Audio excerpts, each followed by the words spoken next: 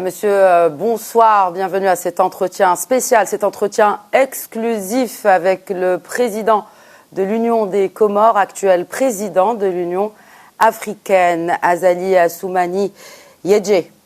Salam. Marhaba Menji, de répondre à nos questions. Marhaba Menji. Donc votre participation, vous êtes ici à Tanger, vous participez au MEDES. Cette participation au MEDES a été couronnée, Monsieur le Président, par le Grand Prix MEDES 2023. Alors un commentaire sur cette distinction. Merci Madame et merci pour l'interview.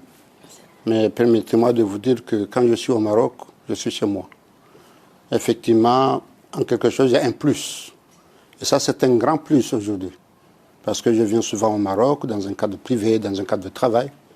Aujourd'hui, je suis invité pour ce cadre de MEDES. C'est quand même un grand honneur qui a été fait à mon pays d'abord, à l'Union africaine bien sûr, et que très sincèrement je remercie d'abord les organisations, le chef organisateur de MEDES que je vais rencontrer cet après-midi, pour lui exprimer de vive voix mes remerciements les plus chaleureux. Mais aussi j'ai suivi avec le personnel de l'ambassade qui a participé au panel du travail. Donc j'ai suivi les travaux qui ont été conduits, très sincèrement par rapport aux données actuelles, des problèmes qu'on a, on doit renforcer. Et lui exprimer, mais non seulement j'ai ce honneur-là, mais je vais être derrière lui pour essayer de faire tout ce que je peux faire pour que cette tradition perdure. Et puis aussi, bien sûr, derrière tout ça, il y a Sa Majesté, mon frère, Mohamed VI, qui a eu cette initiative. C'est une personne à qui nous tous, en Afrique, compris, pour son leadership éclairé et surtout un capital qu'on n'a pas tous, la modestie, l'humilité. Il travaille avec modestie et efficacité d'une façon extraordinaire. La preuve en est, par exemple, ce qui s'est passé dernièrement ici. Donc, à qui on a présenté nos condoléances et puis nos soutiens. Mais il l'a géré d'une façon très sereine et le Maroc a repris son fonctionnement comme si de rien n'était. Donc, effectivement, c'est un leader éclairé, bon, du monde entier, bien sûr, mais parlons de l'Afrique. Et sans prétention aucune, j'étais parmi celles qui ont lutté pour que le Maroc réintègre l'Afrique, et je ne le regrette pas. Au contraire, j'en suis très fier. Et nous allons bien naturellement consacrer une question justement par rapport à votre présidence actuelle de l'Union africaine. Mais avant, Polycrise, Polymonde, c'est un peu la thématique cette année de cette 15e édition des MEDES. L'Union des Comores est insulaire, un peu moins d'1 million d'habitants, n'est-ce pas? Et vous êtes un fervent défenseur du multilatéralisme. Où se situe justement ce multilatéralisme dans la stratégie des Comores, non seulement et surtout au niveau du continent africain, Excellence? Madame, il y a des coïncidences très heureuses. Quand vous parlez d'un petit pays insulaire qui s'appelle les Comores, 2000 km², moins de 1 million d'habitants, c'est un pays que personne n'a connu que lorsque le Sélakant, l'équipe nationale des Comores, a battu le Ghana. Et c'est là, il y a des gens qui ont cherché la carte, mais il y a ce pays-là pour trouver ce pays. Donc effectivement, maintenant, avec le multilatéralisme qu'on a prôné par rapport aux défis qu'on a affrontés, surtout le climat, mais cette coïncidence a fait que nous, les pays petits états insulaires, là maintenant, on doit avoir le leadership parce qu'on est bien concernés. Donc aujourd'hui, dans le multilatéralisme, fait que nous aura beau être petit, grand, mais chacun a sa place. Et là où je remercie l'Afrique, l'Afrique a donné un bel exemple au monde entier, qui veut nous donner des leçons de droit. Comment un petit pays comme les Comores, moins de 1 million d'habitants, 2000 km, a eu la responsabilité de présider un continent de 1,5 milliard d'habitants. Donc effectivement, c'est une très belle coïncidence, parce que non seulement dans le fond, on est concerné, on est les premiers concernés dans le cadre du climat, et maintenant tout le monde est d'accord. Le climat, c'est la première problématique à résoudre. Parce que ça n'a pas de climat qui a tous les dérives dangereux. Donc effectivement, on est concerné sur le plan du fond, mais sur le plan de la forme, maintenant, on va en parler avec la ZLECAf. Ça veut dire que chaque pays a son rôle à jouer. Vous aviez été parmi les premiers pays à ratifier l'accord de la ZLECAf. Tout à fait, tout à fait. Alors que vos échanges commerciaux sont principalement tournés vers l'Asie. L'Inde et la Chine principalement. Absolument. Alors, vous adhérez finalement à à l'augmentation de cette intégration régionale africaine? Écoutez, j'en fais dans mienne. Le futur. J'en fais mienne. C'est-à-dire la mission que j'ai reçue, j'ai signé en 2018 la ZLECAf et je l'ai ratifiée par l'Assemblée nationale. Et cette année aussi, dans le thématique qui a été définie pour la présidence de l'Afrique, c'est l'accélération. Donc j'en fais une parce que vous avez bien parlé. Un pays comme les Comores, qui va en Brésil, en Chine, pour chercher sa petite consommation, il peut trouver au Kenya. Au Kenya, c'est 2 heures de vol avec Moroni. En Éthiopie, c'est 3 heures de vol. À Dar es Salaam, c'est 1 heure de vol. Vous voyez comment on fait des milliers de kilomètres pour aller chercher un produit qu'on peut trouver à moins de 100 kilomètres. Effectivement, on est les mieux concernés par rapport à ce problème-là. Et c'est là, effectivement, ça concerne les Comores, mais ça concerne toute l'Afrique. Parce qu'effectivement, on a reçu un mauvais résultat de la colonisation. Quand on était colonisé, les Britanniques, donc on est obligé de commander tout ce qui est britannique ou dans les pays britanniques. Et même chose maintenant. Donc on a continué comme ça dans un cadre socio-économique qu'on n'a pas revu.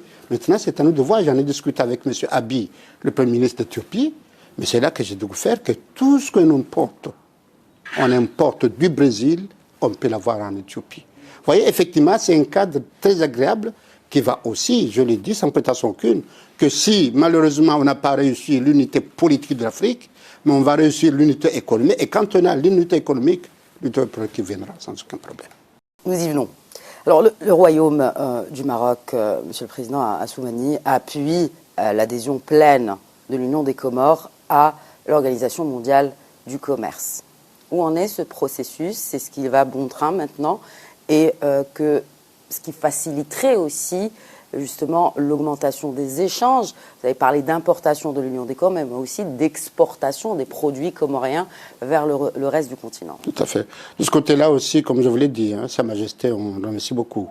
Discret et efficace. Vous parlez de l'OMC, mais le G20, il a beaucoup fait pour que l'Afrique adhère au G20. Comment cela? Parce que le G20, c'est des grands pays qui ont des relations bilatérales avec des pays africains.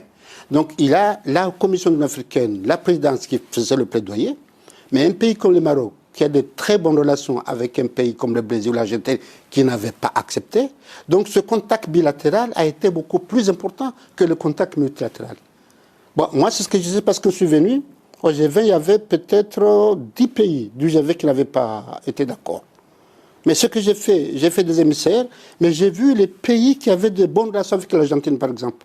Les pays qui avaient de bonnes relations avec le Brésil. Vous voyez? Des pays qui avaient des bonnes relations avec le Canada. J'ai vu ces pays-là, ils ont fait le lobbying.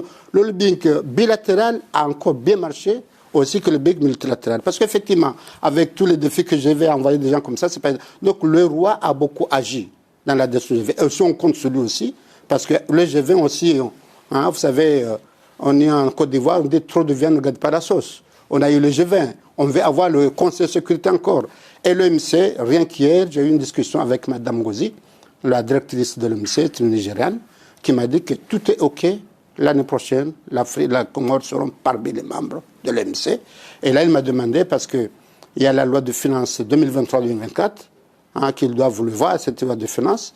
Il est en train de donner des instructions à l'Assemblée pour essayer de la voter avant la fin de l'année, qu'on lui donne le résultat. Mais à partir de janvier, les Comores sont membres à part entière de l'OMC. Et aussi, je remercie beaucoup mon frère, tous les efforts qu'il a dans ce sens. Vous avez évoqué cette question du G20.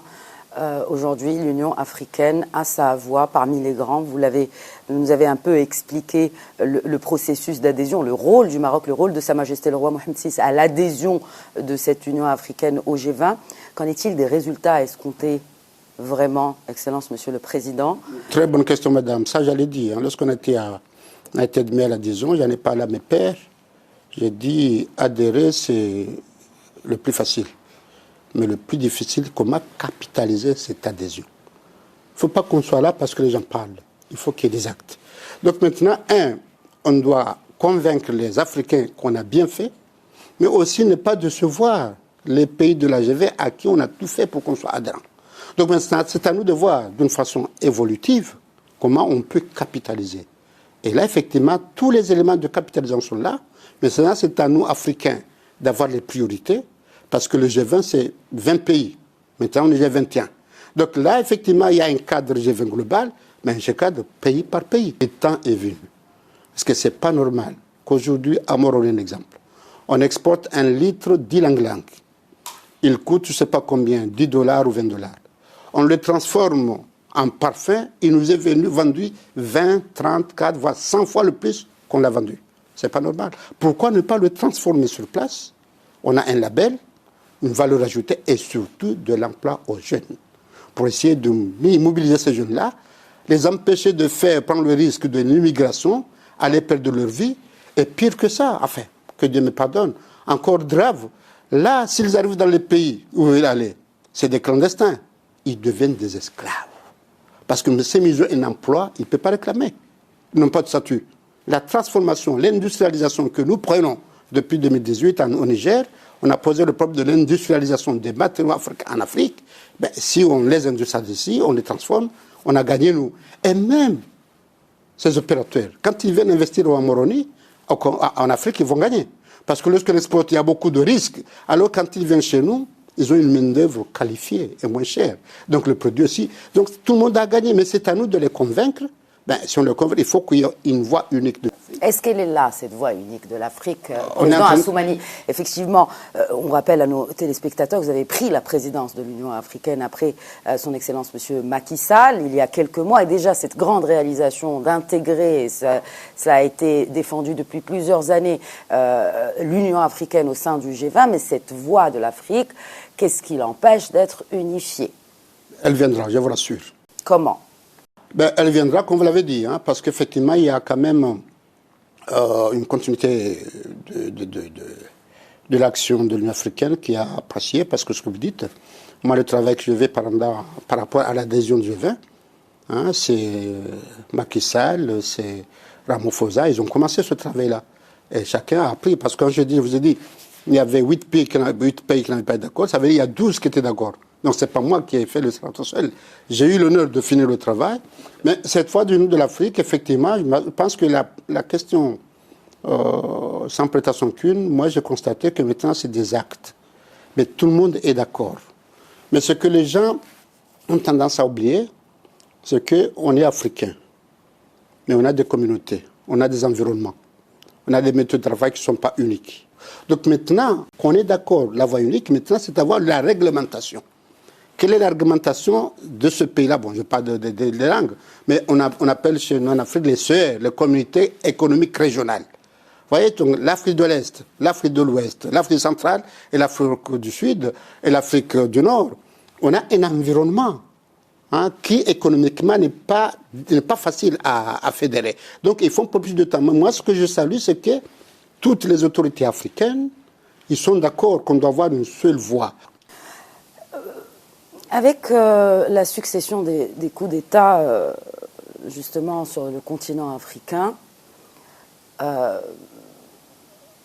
comment dépasser justement cette crise qui se ressent au sein de l'Union africaine et soutenir finalement un processus démocratique? Vous êtes arrivé au pouvoir en 1999. Tout à fait. Par un coup d'État? Non, une interposition. Une interposition. Et puis, non. Et puis, par les urnes. Tout à fait. Par les urnes, et vous avez été réélu à plusieurs reprises. Est-ce que vous pensez que, effectivement, ces pays-là, Burkina Faso, le Mali, pourraient également suivre cette même trajectoire et opérer une transition démocratique en bonne et due forme? Écoutez, c'est une question très difficile. Parce que là, il doit être en même temps juge et parti, alors qu'il est difficile d'être juge et parti. Donc c'est vrai, en 1999, j'ai transformé putsch d'interposition. Mais ce qu'on dit putsch, je n'ai pas fait de débat. D'ailleurs, la première interview que j'ai eue, j'ai dit au journal de la revue, vous avez parfaitement raison, que les gens condamnent le coup d'État. Maintenant, c'est à moi de prouver pourquoi j'ai fait ça. Mais effectivement, faire un coup comme ça, c'est inexcusable. Donc effectivement, bon, j'ai eu cette chance-là, parce que chez nous, ce n'était pas un problème politique, c'était un problème patriotique. C'est une guerre civile qui allait se faire entre les îles. Donc la compréhension de l'interposition était très facile, d'autant plus qu'on a eu l'Union africaine, l'OIA, on a eu l'ONU qui sont été là depuis 1996, malheureusement, ils n'ont pas pu trouver de solution. Mais venons à la question. À la question, effectivement, de cette interposition, effectivement, comme vous le dites, moi, je me suis interposé, donc on a eu le pays, on a mis en place une constitution en 2001, et puis en 2002, J'ai démissionné pour aller candidat. J'ai été élu en 2002. En 2006, un mandat, j'ai abandonné parce qu'il y avait un mandat de 4 ans non renouvelable. Malgré qu'il y avait des pressions pour me j'ai dit non. Donc, je suis parti en 2006. J'ai fait un chômage pendant 10 ans. En 2016, je me suis encore représenté et j'ai été élu. C'est à partir de là qu'on a changé la Constitution pour un mandat de 5 ans renouvelable une seule fois. Donc, effectivement, sans prétention aucune, c'est ce que je dis à mes frères d'armes qui ont eu, bon, je ne peux pas le qualifier, des changements de Constitution. J'ai dit, écoutez, moi, je suis passé par là. Donc, je n'ai pas de leçon à vous donner, mais peut-être à vous montrer la voie idéale à suivre. Donc là, j'avais envoyé un émissaire dans les 3 pays. En ce temps-là, c'était la Guinée, le Burkina et le Mali. Je me suis rendu en Guinée. À cause de la Tabaski, je n'ai pas pu rentrer dans les 2 pays. Mais il y a un petit incident qui s'est passé à Saint-Pétersbourg. Donc, ils ont refusé que j'aille au Burkina ou que j'aille aussi au Mali. Bon, c'est pas grave, mais malheureusement, le problème du Niger aussi s'est ajouté. Le problème du Gabon encore s'est rajouté. Sans parler du problème du Soudan. Donc, vous voyez qu'en Afrique, effectivement, ce n'est pas le problème qui manque, malheureusement. Ce sont les solutions. Donc, moi, j'ai déjà amené des solutions, mais ne nous amenez pas de problème. Malgré tout, j'ai repris contact avec Fezenda, le transitaire du Gabon, même le Burkina, même le Mali, pour voir comment on peut les aider à revenir dans le cadre constitutionnel. Quand j'étais à Saint-Pétersbourg, j'ai dit à Poutine, j'ai dit vous et d'autres, vous avez un label qui nous plaît. On ne s'immisce pas dans les affaires intérieures du pays. D'accord. Mais ce problème de changement anticonstitutionnel, vous voyez comment vous pouvez nous aider à empêcher. Parce que vous voyez, j'étais avec Ramaphosa. Je dis Ramaphosa, il a des Chinois chez lui, il a des Russes, il a des Américains, il a des Occidentaux. Mais à chaque fois qu'il y a un changement anticonstitutionnel, c'est tout le monde qui est perdant. Parce que vous ne savez pas le nouveau qui arrive, qu'est-ce qu'il va faire. Est-ce qu'il y aura une continuité? Il va recommencer. C'est pourquoi ce problème de changement constitutionnel, il faut nous aider. Bon, nous aider en amont, de voir les raisons fondamentales, parce que c'est l'erreur que nous faisons. Nous, on attend que le coup arrive, on condamne. C'est nécessaire, mais pas suffisant. Mais quelle est la raison qui a fait qu'il y a eu ce coup-là? Et comme je vous dis, il y a des environnements très différents. Très sincèrement, moi, je m'accuse. Nous, les politiques, on est responsables. Je n'suis pas coupable. Les politiques, on est responsables. Parce que j'ai vu des coups d'État. Lorsqu'ils sont faits, l'opposition applaudit. Mais comment on applaudit un coup d'État? Il y a une culture politique et démocratique, effectivement, à consolider et que les gens y croient. Je suis allé aux élections, je n'ai pas gagné, mais peut-être je vais gagner. Moi, en 2006, j'avais le pouvoir, j'étais battu par quelqu'un de l'opposition, alors j'avais le pouvoir. En 2016, j'étais à l'opposition, j'ai battu ceux qui étaient au pouvoir, donc c'était possible. Donc si on travaille en amont sur le plan politique, et puis aussi maintenant, c'est l'armée. Moi qui suis président des communes, maintenant, c'est à moi de gérer l'armée, pour que l'armée sache que c'est une armée républicaine, qui est là pour la République, qui est là pour que les instituts, pour défendre les instituts de la République. Donc il y a une éducation à faire par rapport aux jeunes officiers qui arrivent, et la politique, si on arrive à coordonner ça, je pense qu'on peut limiter.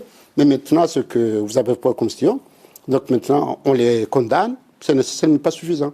Parce que vous voyez, le premier coup qu'il y a eu au Burkina, on l'a condamné, mais ça n'empêchait pas le Mali, ça n'a pas empêché le Guinée, mais ça n'a pas empêché le Gabon. Donc ça veut dire que les sanctions que nous prenons en Afrique, ils sont nécessaires, mais pas suffisants. C'est à nous maintenant de revoir. Mais les sanctions affectent principalement les populations, Excellence. Voilà, une deuxième question. Et c'est là, effectivement, il va falloir qu'on se rende compte que les putschistes qu'on sanctionne, ben, s'ils ne s'envolent pas du Sabeba, il va. Vous voyez le paradoxe. On le condamne probablement, il est convaincu, il est invité à l'ONU. Vous voyez? Il est invité par un pays, par la Russie. Il est invité par les Américains. Comment nous on sanctionne des gens? Les gens, c'est pourquoi je dis à Poutine, il faut nous aider à voir comment on peut empêcher. Donc ce que vous dites, c'est vrai. C'est que là, il y a les sanctions de ne pas venir. Mais il y a aussi les sanctions régionales, économiques. Et ça affecte la population, mais ça n'affecte pas les pushistes. En tout cas, là, j'en ai discuté avec mes pairs. Donc on va voir cette méthode-là pour voir comment on peut envisager des mesures qui puissent d'abord prévenir, mais effectivement que les conséquences ne soient pas sur les populations, qui ne soient pas les victimes de ces mesures. Excellence, Monsieur le Président Assoumani, il y a quelques jours, début du mois de novembre, vous avez déclaré, vous présenter aux élections. La campagne commence dans un mois. 17 décembre. Quel est votre cheval de bataille pour cette campagne électorale? Ben, rien n'est facile, madame. Bon, d'abord, c'est vrai, je me suis déclaré, mais c'est mon parti. qui a décidé. Je n'ai pas eu de concurrent, je ne sais pas comment ils ont fait. Pour avoir pas un concurrent dans la désignation, j'étais désigné. Donc, mais sans prétention aucune, j'ai toujours dit que, enfin, on me l'a dit un jour, qu'il faut un peu plus de temps pour faire les choses bien. Donc, il y avait un seul mandat de 4 ans non renouvelable. Et qui était aussi dans un système tournant par île. Et le constat qu'on a fait, c'est que l'île qui a eu la présidence, avec la personne, elle a dit, moi, je n'ai 4 ans, bon, je m'en fous. Enfin, il s'en fout. Enfin, il n'a pas de compte à rendre. Il s'en fout, je m'excuse. Il n'a pas de compte à rendre. Donc, il fait pendant 4 ans, et l'île dit, ah, on a 4 ans, Donc, c'est pourquoi ce changement de la Constitution, à 2 mandats renouvelables, il y a un fond et une forme. Le fond, c'est celui qui a un projet. Par exemple, le projet que j'ai dit, l'émergence des pays d'ici 2030. Voilà. Donc, effectivement, quand j'ai 10 ans, là, j'ai le temps de consolider ce projet. Parce qu'effectivement, émergence d'un pays, c'est pas comme ça. C'est des pions qu'on met pour que celui qui vient, il assure la continuité. Donc, ça, c'est le fond. Donc, la forme, c'est qu'effectivement, moi, qui ai commencé les 5 ans, si j'ai à continuer, tant mieux. Mais s'il y a un autre qui arrive, il va prendre, enfin, de la même île, il va prendre où là on est. Donc, effectivement, c'est un mandat renouvelable, de 5 ans renouvelable. Il y a un point positif. C'est celui qui a commencé des choses bien et il peut le continuer. C'est lui qui, malheureusement, avec des contextes environnementaux, régionaux, qui peuvent arriver, parce que nous sommes des hommes, mais il peut corriger les erreurs qu'il a fait pendant ces cas, comment faire mieux pendant les 5 ans qui arrivent, de façon à ce qu'après 10 ans, effectivement, qu'il ait un héritage à donner aux générations à venir. Donc voilà, effectivement, bon, comme on proposait, que j'ai accepté, je me suis dit, effectivement, j'avais clamé l'émergence 2030, qu'est-ce que j'en ai fait? On a commencé des projets sociaux, des projets phares qu'on a mis en place, mais je pense que d'ici 2029, on peut mettre des piliers solides à ce que ce qui arrive, ils seront obligés de continuer avec ce qu'on a commencé. Donc c'est surtout le volet économique, de transformer l'économie des Comores. Tout à fait, tout à fait, tout à fait. Et là, à l'émergence, c'est ce que j'ai dit aux gens. J'ai dit l'émergence, c'est comme vous dites. On était à Paris, on a fait une conférence de Barre de France en 2019 pour l'émergence. On appelle CPE, plan Comores émergent. Donc, on a eu quand même beaucoup d'annonces intéressantes, jusqu'à 5 milliards de dollars. Malheureusement, Covid est venu en 2019, 2020, 2021. Donc, il nous a plombé. Mais en 2022, on a relancé. On a fait une semaine pour relancer. Il y en a même ceux qui avaient prononcé qui sont venus, qu'on a commencé. Et là, on a défini ce qu'on appelle des projets phares. C'est ça, c'est des projets qu'il faut 5 ans ou 10 ans pour les réaliser. Nous, on les a commencés. Par exemple, un grand hôtel qu'on a commencé, l'habitation de Bital El Marouf, le lycée a fait l'université, en fait, des projets phares du tourisme qu'on sait qu'en 5 ans, on peut poser des phases, des socles solides, et celui qui viendra, il va continuer. Donc, ce sont les projets phares, effectivement, qu'on a mis la priorité, qu'on a cherché de financer. Si vous pouvez venir financer un projet, vous êtes la bienvenue, madame, hein. Il n'y a pas de problème. Hein. Si vous pouvez venir financer un projet, vous êtes bienvenue. Oui, les investisseurs marocains, effectivement, sont invités. Ils sont déjà là. Ils sont déjà là. Ah oui, dans l'électricité. Ils sont dans l'électricité, ils sont dans la santé, ils sont dans l'éducation. Le Maroc, sur les premiers à nous accompagner dans ce CPE, il est là, ils sont déjà là maintenant. De beaux jours devant revenons au bilatéralisme pour finir cette entrevue Excellence, de beaux jours devant les relations entre le Maroc et le Royaume du Maroc et l'Union des Comores. Oui, comme disent les chrétiens, on touche du doigt. Mais nous, on dit, on remercie Dieu. Alhamdulillah. Et moi, je dis que c'est un héritage que j'ai eu de mes prédécesseurs. Tous les présidents qui sont passés depuis le président Ahmed Abdallah, parce que le point qui a été fait, parce que c'est une relation historique, qui date même avant les indépendances. Mais vous pouvez venir au lycée, je vais vous prendre l'histoire de cette affaire-là. Mais ce qu'on a constaté, quand le roi Hassan II, lorsqu'il a quitté le sommet, c'est Ahmed Abdallah Abdurrahman, le deuxième à le suivre. Voilà, ça c'est le point qui a marqué. Et depuis ce temps-là, la succession était là. C'est-à-dire, tous les présidents qui ont suivi Ahmed Abdallah, on a soutenu la marocanité du Sahel au Maroc. Et ça, c'est la forme. Mais il y a un problème de fond qui fait que le Marocain qui est au Comores, je sens comme il est chez lui. Là, vous êtes la bienvenue. Et nous, quand on est ici, comme on est chez nous. Moi, j'ai fait mes études ici en 80, 70 à 81. Ma femme, mes enfants. Et là, moi, je suis président des Comores, j'ai fait le Maroc. J'ai au moins 5 ministres qui ont fait le Maroc. Un président de l'Assemblée qui a fait le Maroc. Le président de la Cour Le premier coup, il a fait. Enfin, toute l'administration, c'est des gens, enfin, la plupart qui ont fait le Maroc. Donc, il y a un acquis visible qui est là, qui est palpable, que là, effectivement, nous, il faut léguer aux générations à venir. C'est-à-dire, les enfants savent que le Maroc, malgré la distance qui nous éloigne, mais les cœurs sont ensemble. On l'a toujours prouvé. De ce côté-là, on va aller de l'avant en espérant qu'effectivement, les ambitions que nous avons, le Maroc, où il a les moyens de nous accompagner, mais nous aussi, en toute modestie, tout ce qu'on peut faire pour renforcer le Maroc, parce qu'on dit chez nous, le mur sur lequel vous endossez, il faut le renforcer. Parce que ce n'est pas fort, tu veux t'endosser, tu tombes. Donc on a intérêt à renforcer le Maroc, parce que c'est un mur sur lequel on s'endosse, et si le mur est fort, on peut s'endosser, on peut être renforcé.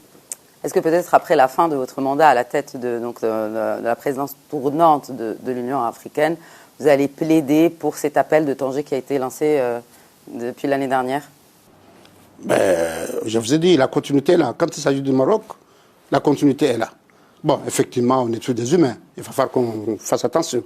Mais comme je vous ai dit maintenant, la tournante qui va passer en juin, mais il y a beaucoup d'Anjouanais qui ont fait les mêmes études que nous ici au Maroc.